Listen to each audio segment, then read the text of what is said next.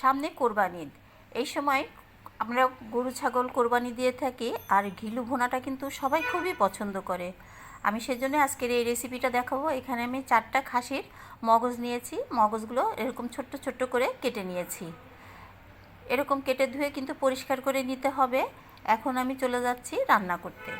আমি দিয়ে দিয়েছি তেল, এর ভিতর দিয়ে দিলাম কয়েকটা লবঙ্গ, একটা দারচিনি, কয়েকটা এলাচি, গোলমরিচ আর একটা তেজপাতা। এই তেলের ভিতরে কিন্তু খুব ভালোভাবে ভেজে নেব।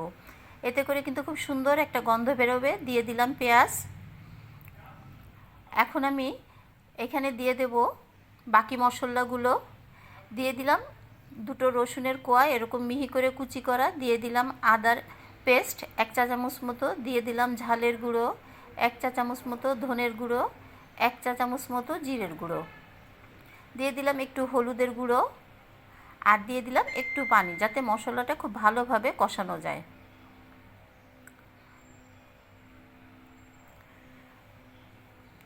দিয়ে দিলাম একটু স্বাদ মতো লবণ। আমার মশলাটা কিন্তু খুব ভালোভাবে কষানো হয়ে যাচ্ছে। ঢাকনি দিয়ে একটু ঢেকে দিয়েছি।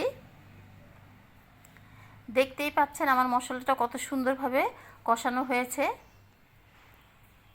এখন আমি এখানে দিয়ে দিব সেই খাসির মগজগুলো। এই মশলার ভিতরে একটু নাড়াচাড়া করে নিই।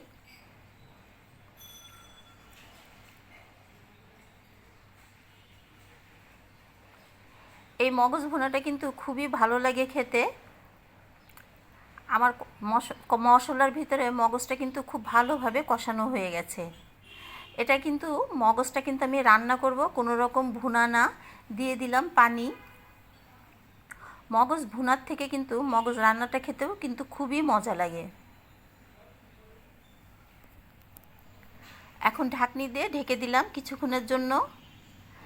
একদম শেষে দিয়ে দিলাম আমি গরম মশলার গুঁড়ো। বাস, আমার মগজ রান্নাটা কিন্তু হয়ে গেছে। এটা কিন্তু আমি একটু ঝোলঝোলি রাখবো। এটা কিন্তু খুবই ভালো লাগে, একটু ভেজা ভেজা ভাব থাকে। দেখতেই পাচ্ছেন কীরকম সুন্দর হয়েছে। ভিতরটাও আমি দেখাচ্ছি। এটা কিন্তু খুবই টেস্টি। একবার যদি বানিয়ে খান তাহলে কিন্তু বারবারই এরকমই খেতে ইচ্ছা করবে। ভালো লাগলে একটা লাইক কমেন্ট করে দেবেন।